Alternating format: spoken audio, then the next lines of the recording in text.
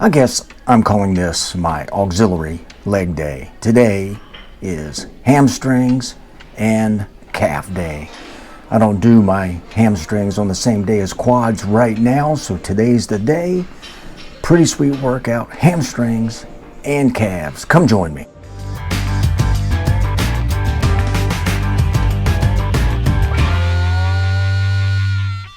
Hey gang, welcome back to Mark's 60 Plus Fitness Journey.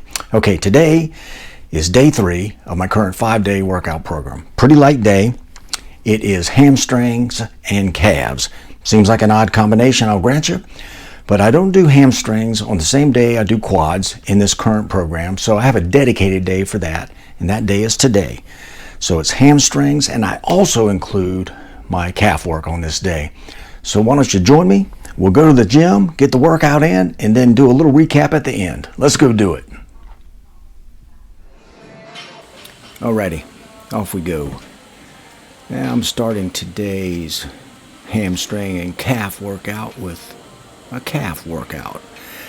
And I'm going to do a total of 6 sets here today. 6 sets at a pretty high intensity. I'm starting with these standing calf raises, and I'm focusing on the lateral and medial heads here. That's the portion of the calf there, the outer portion of the calf muscle that creates that cool diamond shape. I'm not quite at that diamond shape yet, but I'm working on it. I used to, say in the recent past, last year or 18 months, I was doing calves a lot more often. I was doing them at least every other workout and sometimes every workout. My opinion was that you could work your calves pretty much every day and still get some growth out of it, or at least not go backwards. But I think I've changed my tune on that. And here I'm on the second set of, or the second group of 2 sets. Here I'm doing a seated calf press, I guess we'll call it. This is a pretty cool machine here. I like this. But again, I'm changing my tune on the calf workouts. I'm doing these now just one workout every 5th day, well actually every 6th day really, on this new 5-day workout plan. Now here I'm doing another seated calf raise. I guess these are called donkey calf raises, but these are focusing on the inner soleus muscle, and I don't do a lot of these because I didn't see a lot of value in it. But here's another thing I've changed my tune on calf workout wise, is to start focusing on this inner muscle.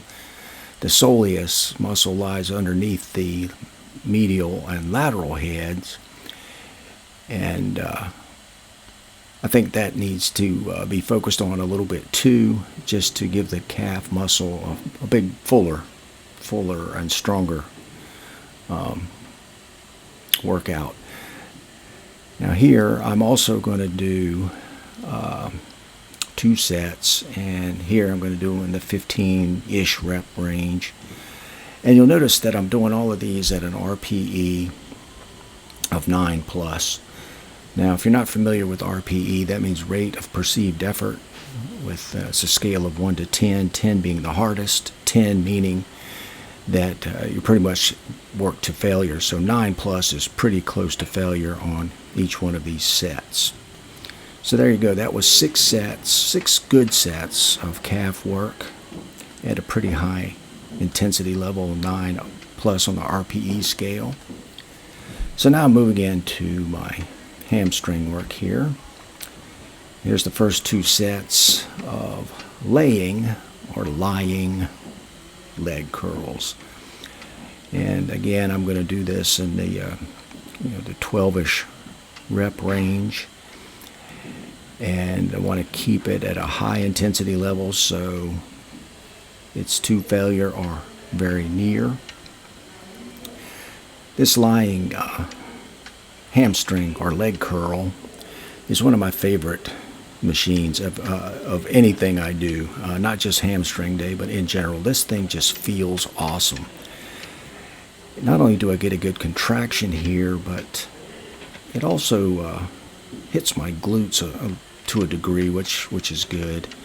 Don't want to hit my glutes too hard because hamstrings and glutes are hit pretty hard on my deadlift day. And I saved my hamstrings for this day. You'll see I did some forced reps there too, by the way, at the end. Here's the second group of 2 sets of seated leg curls. Again, in the 12 rep range, 12-ish, high intensity, RPE of 9+. But getting back to doing hamstrings on its own dedicated day, it's kind of tied into the fact that I'm doing quads and deadlifts on the same day. So that's my biggest day, my hardest day. So I don't know if I really don't have enough energy, or I don't want to work my calves after a quad and deadlift workout. And the only thing I'm concerned about here is maybe overworking the hamstrings a bit, because deadlifts do hit the hamstrings. But this is kind of an experiment, and I'm going to see how it goes. I've been doing this for, I don't know, maybe 4 weeks now. It seems to work pretty well. And here I'm going to do 2 more sets of isolation leg curls. This is another good machine. After I get done with this isolation leg curl machine, I feel a good pump. I just don't get as big a range of motion on this as I'd like. But again, I'm doing hamstrings on their own day. Hopefully it's going to work out well. So far, so good. I don't focus on or don't do my hamstrings on deadlift day just because I'm too tired to do it with the quad and deadlift day being a big day. But there it is. It's a pretty light day today. 6 sets of hamstrings, 6 sets of calf work. Good workout.